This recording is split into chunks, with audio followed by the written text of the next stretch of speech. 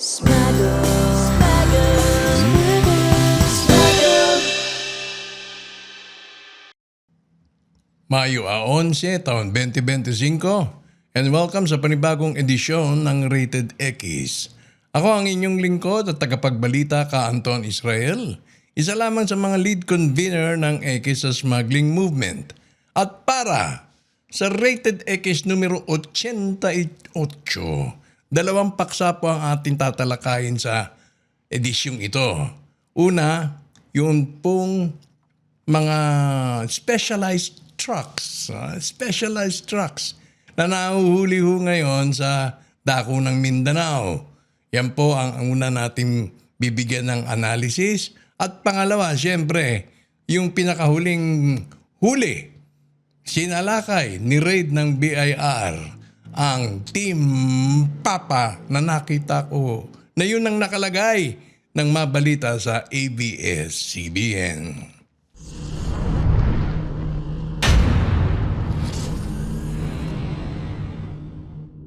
Every day, we hear the same message.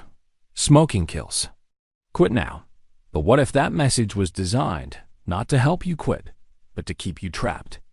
Here's the truth they rarely explain. Nicotine is not the main killer in cigarettes. It's the smoke, the combustion, that causes most of the disease. And for millions of smokers worldwide, there are alternatives. Safer nicotine products exist, but you'll barely hear about them from health authorities. Why? Instead of offering safer tools, they demonize the molecule itself, branding nicotine as evil, addictive, and untouchable. So who benefits when nicotine is misunderstood? Big Pharma. Big taxes? Big fear. Because in a system built on pharmaceutical funding, tobacco taxes, and bureaucratic inertia, the last thing they want is an empowered smoker. If people actually understood nicotine, the real science, they'd stop burning their lungs without being forced to stop thinking clearly. This is Rated X, where silent science gets a second voice.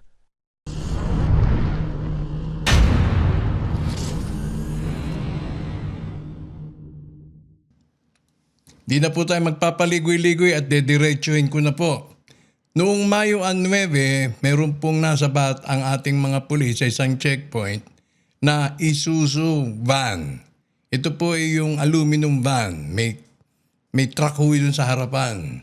At noong ma-inspeksyon ho ng mga pulis, sila po ay nagduda na meron pong compartment yung loob ng van.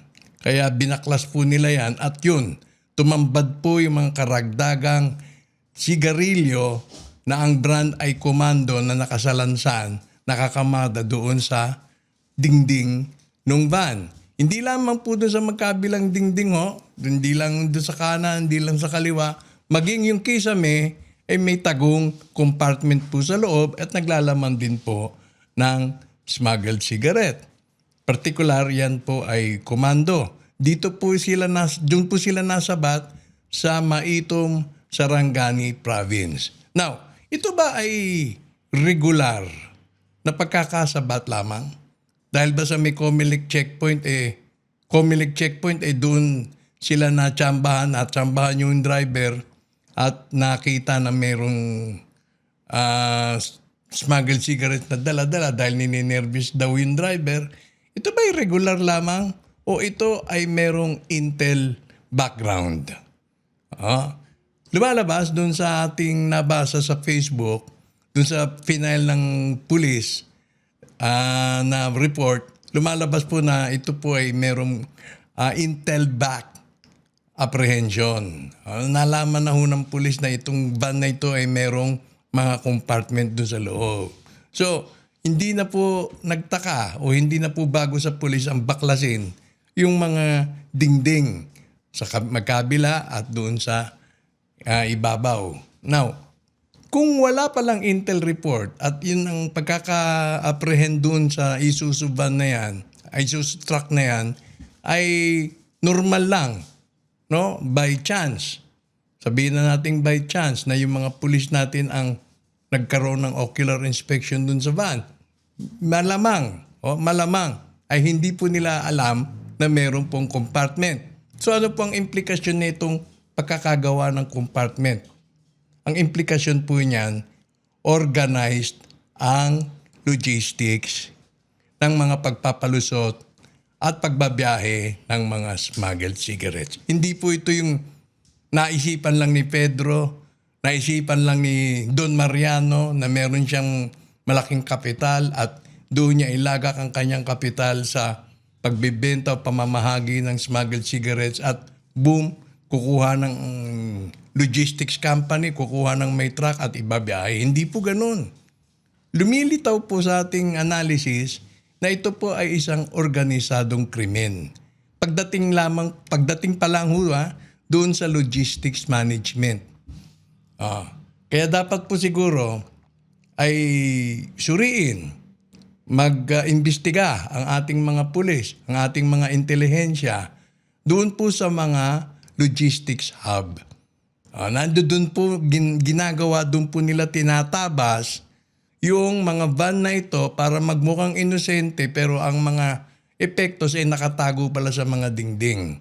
Hindi lamang to mapanganib dahil nangangalakal sila ng mga smuggled cigarettes, kundi itong modus na ito ay mapanganib lalong-lalo na sa pamamahagi ng mga droga.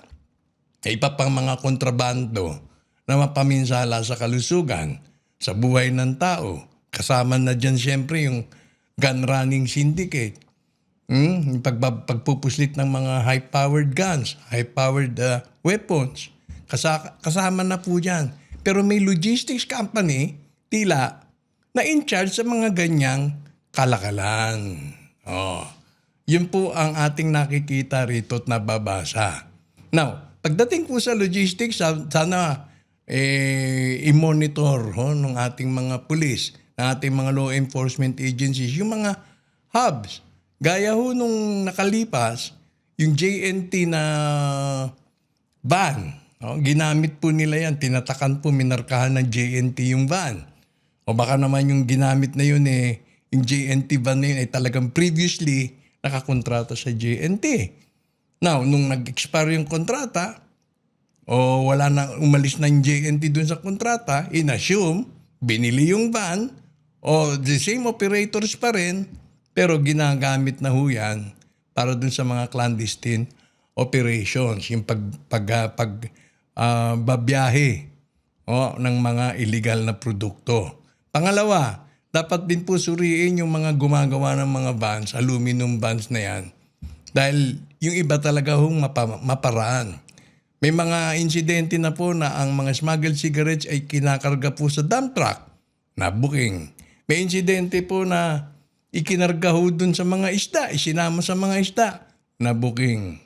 Meron din pong insidente na isinakay sa karga ng mga mais na booking din po. At ito ngayon, ang pinakahuling pagkakabuking ay yung pong mga may compartment po sa loob na hindi po mahuhuli ito ng pulis na basta-basta kung walang intel. So nangyari po dito sa Maitom, may intel po. Kaya naobliga ho yung pulis na ibaklasin yung mga dingding at para makita kung may mga nakatago nga o wala. Now, nakarating po sa kaalaman ng NCUP, nakadalasan meron po pala silang logistics manager. Itong mga logistics manager na to, hindi po ito yung mga nakakurbata, hindi po ito yung mga nag-uopisina sa formal na kalagayan, kundi kadalasan ito po yung mga dating militar, mga dating pulis, dating intel operative na merong kaalaman, na may background sa logistics. Yung pala yan. Kapag ikaw ay nanggaling sa isang logistics company, mapasibilyan o mapamilitar o mapapulis, malaki ang value mo sa mata ng isang smuggler. Kasi alam nila kung paano planuhin yung mga biyahe. Hindi po yan, lalo na yung mga bulto, yung mga malalaking truck. Hindi po yan pinababiyahe ng basta-basta lang.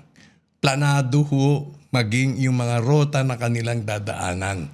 Mapapansin po natin sa mga huli dati, mga multicab. Ha? Yung mga multicab, wag na natin banggitin dito yung mga nahuhuli sa tricycle, mga umaangkat lang ho yung mga yun at dinadala sa mga liblib na barangay. Ang pag-usapan po natin yung mga malakihan. Ay yung mid-range dyan, yung mga sinasakay sa mga Isuzu Elf. Tapos yung mga small time ay yung mga nakasakay sa multicab. Pero convoy pa po sila. May nagmamanage po niyan. May nagmamanage po ng kanilang mga kilos, lalong-lalo na kapag milyon-milyon na ang halaga. Ito sa Saranggali, 3.1 million po ang estimated value na nahuli. Kasama siyempre yung mga lantad at yung mga nakatago sa compartment. So ito po ang ating binibigyan diin. Na ang mga yan, meron din pong nagsisilbing quartermaster. Kumbaga yung quartermaster, yun ang tagabantay. Alam niya kung saan idadaan na walang checkpoint. Kung meron mang military checkpoint, doon sa dadaanan, kilala niya dahil siya ay dating militar. Kung meron mang police checkpoint, malamang ay kilala rin niya yung mga nagbabantay dahil siya ay dating police. At meron siyang background sa logistics. Kung ito man ay civilian, alam din niya kung saan dapat idaan yung mga truck na yan. So yan po ang isa sa ating nabigyan ng analysis na itong mga ganitong big time movement o big time transport ng mga smuggled cigarettes ay planado po ng isang tinatawag na quartermaster na siya ang nagkukumpas ng dadaanan ng mga routes na dapat daanan ng kanilang mga truck.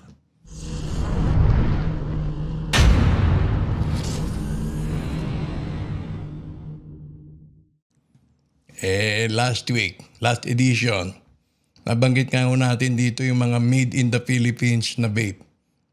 Kababanggit lang ho natin yung mga system na cloned. Ginagaya ba? Walang sariling molde. Yung molde na masyadong pangkaraniwan, tinatanong niya ho yun. Yung pala, ngayon lang ho natin ito tumambad dahil may intel report to tayo na meron palang pagawaan dyan sa Cavite ng mga vapes. Kaya hindi na ako nagtataka. Dati nagtataka pa ako paano nagkaroon ng sariling brand ito? Itong taong ito na kanyang pinopromote. Hindi naman nagpakita ng larawan na nagpunta ng China. Hindi nang makalapit sa DTI o SMB para i-apply yung kanilang brand. Pero pag nandun sa Facebook, talaga namang bonggang-bongga ang kanilang system. Itong nahuli, nakita ko Nakita ko, maaaring mali ako, pero yun ang nakita ko. Dun sa report na final ng ABS-CBN, lumabas ho doon yung Team Papa. Yung Team Papa, marami po silang mga pangalan Yung pala flavors yun. Pero yung Team Papa nila, merong Team SOB. Pinakita ko dun sa ABS-CBN at may iba pa mga nakakapito sa tunay na pangalan ng tao. O tunay na pangalan pero yung tao hindi ko alam. Dahil wala pong nahuling tao doon po sa sinalakay sa Marilao, Bulacan maliban lang daw doon sa caretaker. Invisible po itong operation nila. Planado din po. Kumbaga napaka-clandestine, nandoon lang ho sa anino yung mga operators na ito, itong Team Papa. Kasi ang kanilang pinaka-channel na kanilang ginagamit ay ang online or social media. Doon lamang po sila kilala kung tutuusin Sa social media, magtatayo sila ng group chat at sasabihin, available ang Team Papa na may dumating na, may lumapag na. Yung mga tinatawag na sumusuporta sa kanila, yung mga buyers nila ay mga inosente. Kadalasan nandoon sa mga probinsya dyan sa norte. Malakas ang Team Papa dyan. Wala akong alam yung mga customer At ano po ba ang kanilang madalas na ginagamit pang transport? Walang iba kundi yung Lalamove, yung JT, ginagamit po nila yung mga parcel delivery. Kasi meron din po silang dark outlets dyan po sa Shopee at sa Lazada, maging sa TikTok. Yun po ang kanilang marketing channel. Pero pagdating ho sa formalidad, wala po silang ganun. Hindi ho halos umaharap itong Team Papa eh. Hindi ko alam eh. Kung sino ho yung talagang ringleader. Mabuti pa dun sa isang team, kilala eh. Lantad na lantad ho yung pamamahagi niya, yung pagpapakilala ng kanilang produkto eh. Yung sa isang team ha. At pero itong Team Papa mukhang maingat na maingat kung sino talaga ang frontman nila. Lamang, obvious na ang kanilang mga produkto ay mga cloned, mga gawa sa Pilipinas, dahil ni isa sa kanila wala man lang nagpakita, walang kredibilidad, walang integridad. At nagsasabing, nandito kami sa China, ito ang manufacturer ng aming vape items. Wala pong ganon. Manapay, hindi po sila rehistrado sa DTI o SMB. Hindi rin po sila rehistrado sa BIR. Kaya itong mga branch na ito, yung Sigbay, kasama ho yan doon sa Team Papa eh.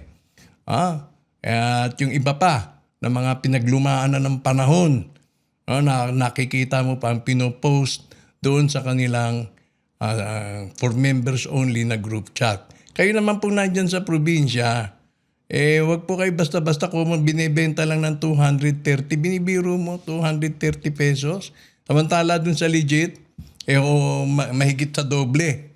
Nung 230 pesos ang pagbili, ang puhunan ng isang vape shop owner. Pero ito kinakagato dahil yung channel nila ay yung mga nasa obscure market, nasa shadow market. Malakas pa ho magsalita eh. Sabihin, paano na lang ang industriya? Ang sabi isang malungkot na araw para sa industriya. Teka muna, matanong kita. Anong industriya sinasabi mo? Doon sa legit na industriya o sa illegit? O sa illicit na industriya? Malamang. Doon sa industriya, kinabibilangan mo ay nandoon ka sa illicit na industry. Kaya sana, tigilan na po ninyo ang pagkatangkilik ng mga produktong cloned, mga produktong tinatawag nating made in Cavite. Dahil yan po ay maaaring makasama ho sa katawan, sa pangangatawan ng isang vapor. Ang iniiwas ho natin, kaya nga ho tayo nagbe-vape, para maiwasan natin yung mga pinsalang may makukuha natin sa pagsisindi ng sigarilyo. Pero itong mga negosyanteng walang konsyensya, ang gusto lang magyabang, wala silang pakialam yan kung anong hinahalo dun sa vape na yan, sa vape juice nung binibenta nilang made in Cavite. Para sa kanila ay makabenta at gagamitin nila yung online presence ng ibibiktimahin nila. Kayong mga maliliit na vape shops, kayong mga nagbebenta sa online, huwag nyo isipin na naka-jackpot kayo. Huwag nyo isipin na kayo ay siniswerte. Dahil ang totoo niyan, biktima ho kayo, binibiktima kayo nung ringleader ng mga team na yan.